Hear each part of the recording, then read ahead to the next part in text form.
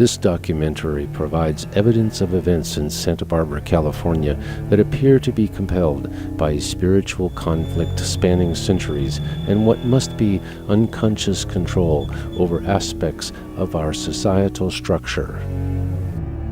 This production attempts to compensate for the many violations of law by involved governmental entities working to prevent public information from reaching the public. Information offered here is provided in what the producer considers emergency conditions and therefore can have no assigned liability, as it is only responsible for delivering the information, not the information itself. CIRCA, produced in July of 2008 and broadcast from Santa Barbara Channel's public access television, retold the hidden history of the Chumash people in Santa Barbara relating to its sabotage survey of 1850. With the misalignment of streets as well as the mass insanity later hidden from history in 1876. It extended information from an earlier segment introducing the grandmother shrine titled Stolen Land, Frauds of Colonization, which was preceded by the first in the series titled Anapane, detailing how the street by that name was changed to be called Anapamu, then how that street was used as an artificial ley line with reflected sunlight relocating the function of the sunrise of the winter solstice shrine Anapane onto the street that was built, now known as Anapamu. CIRCA also introduced the spiritual elite of the Chumash called the Antap, and how the grandmother shrine was where oral histories were created with deep hypnotic trances, then indexed in time using the circadian rhythm and the sunrise of winter solstice. This sequel to CIRCA is about the societal spiritual complexities that the Antap were faced with in their decision to create the mass insanity in Santa Barbara of 1876. Their efforts to protect the continuity of life for future generations by compelling an understanding of the human unconscious mind. When H.R. 2204 was signed into effect in 1874, the sovereignty of Indigenous Americans was removed as their courts of jurisdiction were taken. However, the deepest concern the informal spiritual leadership of Indigenous Turtle Island had was ethical or spiritual in a territorial sense. They had learned from experience spanning centuries that ignorance of the unconscious existence was destructive to civilization eventually. The colonization of their land included population by difficult spiritual competition, which historically thrived in a social environment of denial or willful ignorance. So difficult was that competition, it appears to have inspired the Crusades. Millenniums of global lethal persecution upon human culture having instinctual use of a natural capacity for unconscious communication influencing and within the mutual unconscious existence of the group of human beings.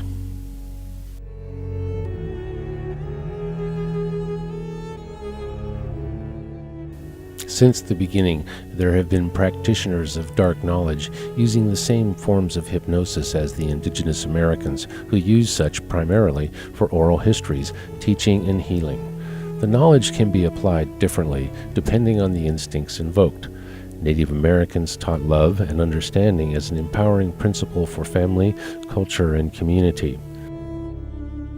The word dark, as used here, refers to the unknown, or an unwillingness to know, or perhaps the imposition or exploitation of unknowingness, rather than evil, which is a label that cannot be used in any way to understand the behavior itself. In contrast, things in the light are seen, they are known, they can be understood.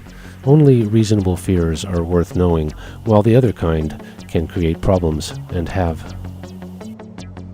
Those using the knowledge for dark purposes, existing for vastly different principles or purposes, due to the Crusades, had developed sophisticated methods of concealing themselves in the general populations of European immigrants. Conversely, ironically, and unfortunately, those also of European origin, the good practitioners of the healing arts that might unconsciously use hypnosis, did not excel in hiding and were easy to persecute. In stark contrast, the courts of the Indigenous Americans were competent at investigating abuses of hypnosis. Jurisdiction was a matter of respect, so was often wide-reaching. but perhaps not very consistent in some areas of primitive society.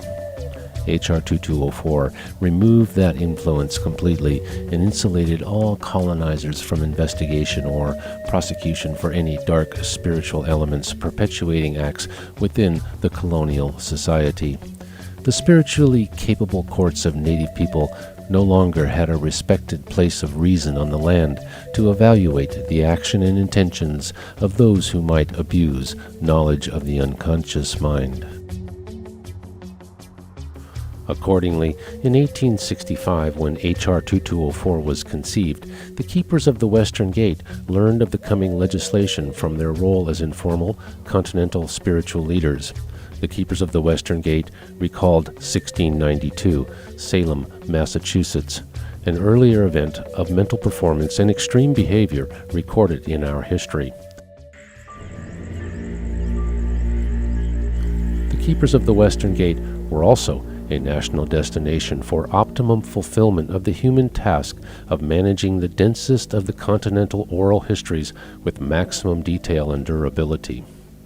From this role, they had learned that the motive for keeping the best oral histories was always love, and that a bearer of an oral history will not remember a lie that they know of.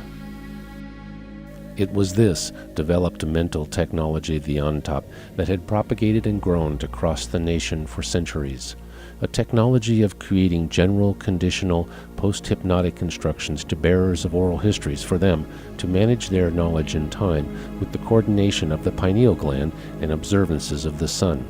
This, for generation after generation, had merged spiritually the many keepers of the Eastern Gate with the on-top of the West in knowingness and permanence. The on-top had learned from what happened at Salem how deep the colonizers' fear of the human unconscious existence was. That vague, other existence was something that indigenous people everywhere refer to as the spirit world with deep respect. That same naturally vague, paradoxically, temporarily permanent, but materially insubstantial world became first feared and rejected, then ignored with cognitive distortions of all-or-nothing thinking, minimizations, labeling, emotional reasoning, or generalizations over centuries of European societal development. Such thinking became a way of life. The on-top had noted this and recalled how completely the colonizers were unconsciously manipulated by some of the indigenous people of the Northeast at Salem. The Abenaki, perhaps, as of the keepers of the Eastern Gate, who certainly knew then that the colonizers were badly disabled from recognition of the existence of unconscious potentials, or could only fear them, and hoped the colonizers would react in blame and persecute the darker forces that traveled from Europe, newly competing with the Indigenous Americans in their territory.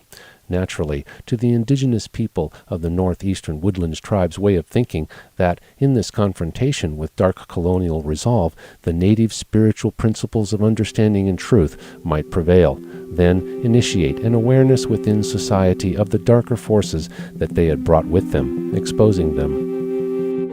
In 1692, it was proposed by natives that general conditional instructions be given to the children of the settlers in Salem and surrounding areas that would involve them in a disturbing and dynamic psychological scenario unfolding for years. The situations that would invoke the conditional instructions given to the grown children or others acting in the Salem scenario and the children of the time were that if the settlers' people used their law to take the natives' land and tried to kill the Indians, that the settlers would then begin to think that their neighbors and others in the community were witches. They were told to be afraid of them or want to see them suffer than die, while others made conditions for the group to justify the behaviors in some way. The slave, Tituba, confessed, which inflamed sentiments towards others who were executed, but she was not. The escalating fear cycle was something that originated as a societal pattern and, perhaps for a time, can be seen as normally out of control, temporarily, in parts of Europe as a result of the Crusades and Inquisitions. The American natives at the time did not understand this reaction well. It is taught in elementary schools that the indigenous people of the Northeast often helped the settlers who had to work long hours on their small starting farms. The Indians would bring some food or perhaps ask for some. Often they would end up watching the settlers' young children while the settlers farmed. Through these means, over time, the indigenous might ultimately be exploiting the children with post-hypnotic direction, providing perfectly matched conditions for the post-hypnotic instructions given to the newest generation years later in Salem, as well as adults there who were to be triggered to react. The courts ultimately invented a cognitive distortion, or in this case, a label, for knowledge coming from people's unconscious minds, spectral evidence, or in the end, that all such evidence was that of ghosts.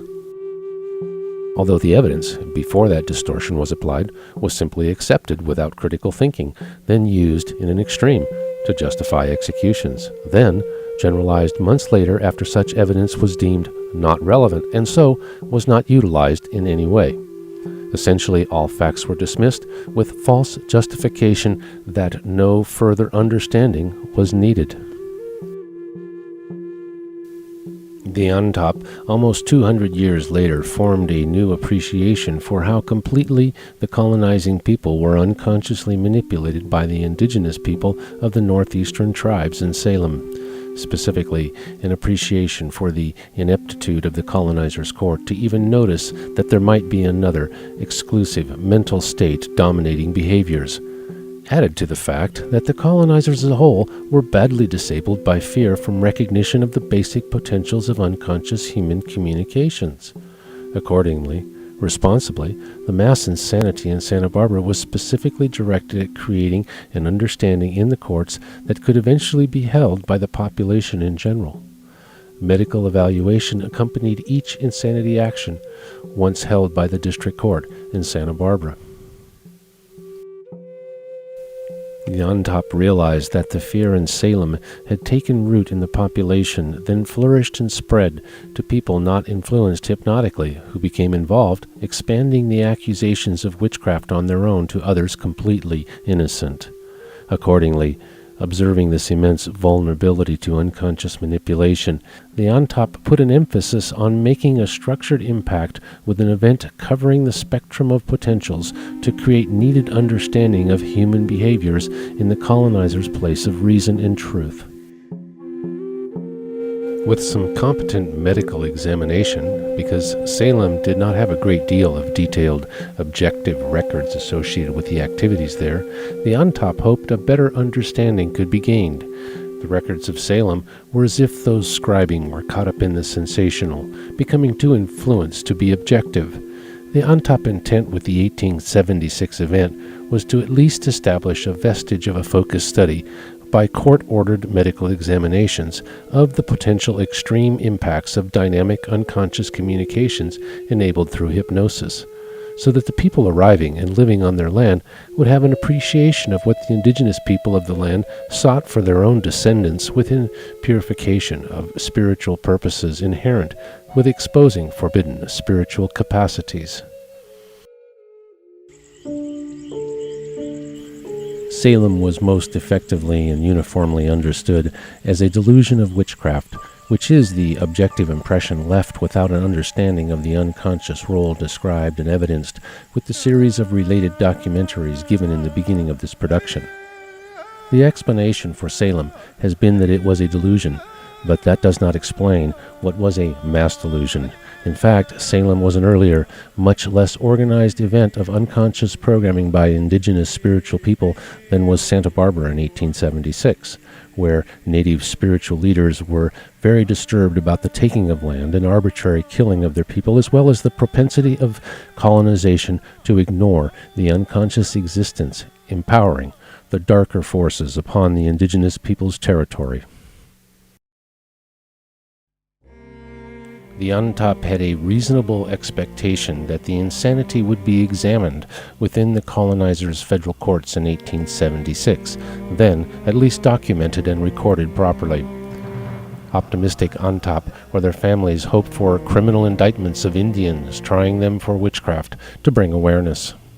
We may never know if they in any way succeeded, because the I section of the civil index of the district court was torn from the book.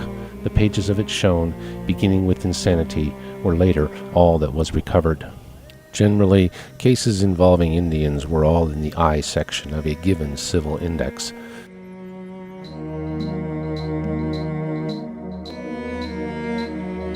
The more realistic indigenous of the spiritual elite knew that the best that could be hoped for is that the records of the insanity action remained, empowering the people, who might discover the hidden truth of themselves for a more evolved society in the future. The insanity actions describing the effect of Indians were separated from the rest and not recorded. The index shows the changes of box numbers in the margins and the filtering process that placed acceptable records in the index as recorded.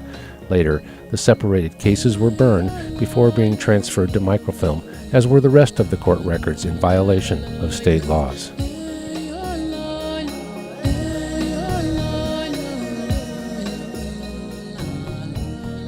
The untop hoped that eventually courts could exist in the land again that would counter and discourage the real threat of the human animalistic mind, secretly controlling people with an aspect of the id that rejects reason in selfish and often cruel seizures of fear. Seizures often propagated by the dark European spiritual forces that might gain dominance over the vulnerable colonizing peoples of Turtle Island, something unthinkable to the Indigenous American spiritual leaders. It was their hope that their knowledge could be used to develop defenses, preventions, and cures against the dark abuses that they had always opposed. The northeastern woodlands tribes recalled the last Europeans being mystical Celtic people as the mound builders before the legends of the Long War and the Great Peace. By seeing the European people return as colonists with the beliefs and fears they had, the Untop learned what it meant to have undergone the Crusades.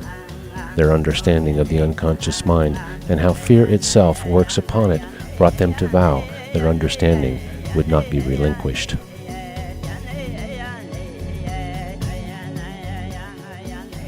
For their commitment, they paid a price of what might be seen as permanent persecution until they became lost in the populations of the Spanish and Mexican people that they hid amongst to avoid the manhunts and survive in the only way that they might. The court case files generated by the mass insanity were destroyed in 1959 when the state of California reformed the counties of the state.